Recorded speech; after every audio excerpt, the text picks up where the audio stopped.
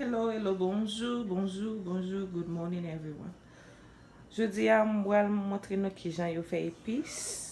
Nou le kon sa nou kapap chita, nou gade koman yo fe, epi nou pa men bezwen achete, nap tou kon koman pou nou prepare epis. Sa rele epis ou bien poao, sa rele piment douce, sa rele zonyon, sa rele piment piqué, sa se persil.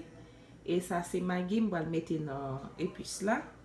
Ça nous dans bol noir c'est l'ail là. Et ça c'est des gens qui mettent un poivre simplement. Des gens qui mettent un girofle, ça dépend de ce qui y en a dans le remet.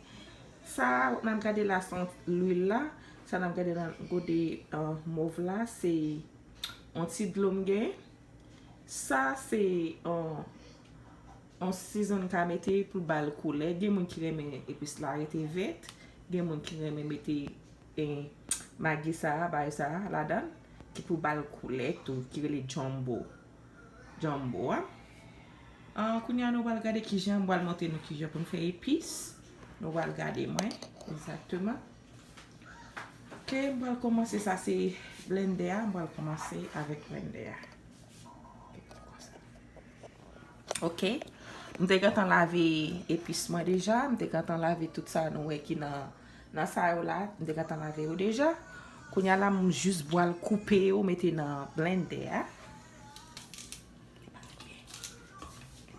Boal koupe yo kon sa nan blender.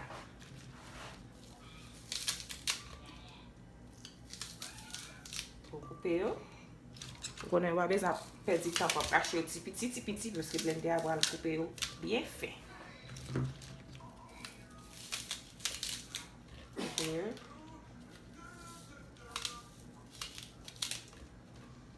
Pe mette nan sa.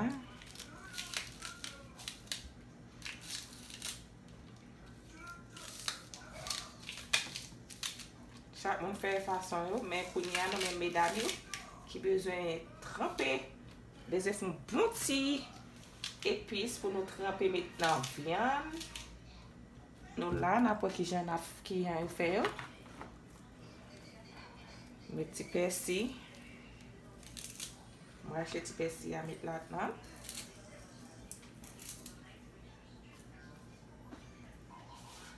Mwen gen moun ki pa mwen met zonyon. Mwen mette zonyon nan sa ma fe. Mwen met zonyon la dan.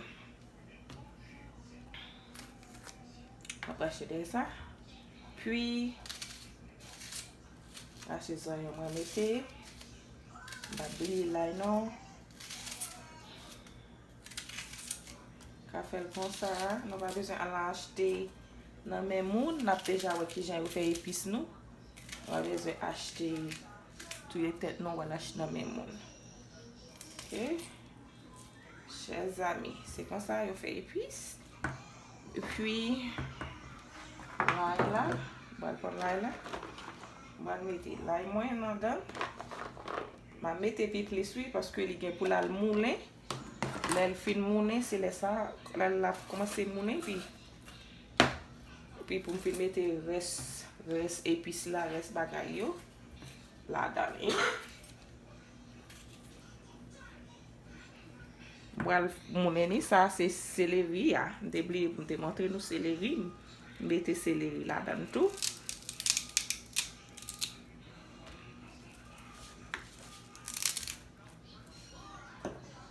Yon jan trop plein.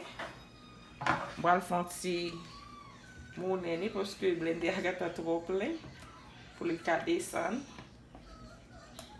Elle descend et puis vous m'ka ajouter tout reste yo. Allez. Boal font ti mette l'huile là-dedans pour nous capable boire. Boal pour là pour capable mettre là-dedans. Capable qui je vais faire. Mettons un petit cal l'huile. Vous blender avec un jambon. On va mettre un petit l'autre petit. C'est blender a déjà pas les mâcher.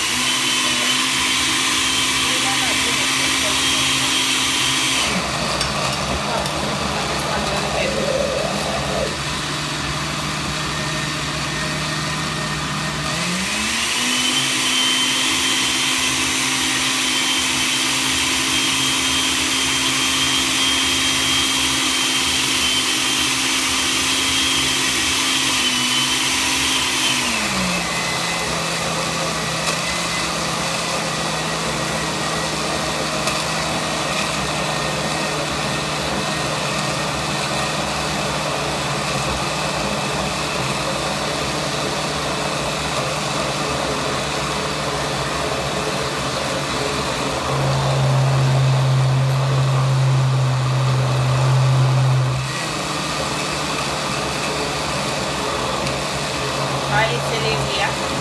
Ma met la dan la. Céleri ya.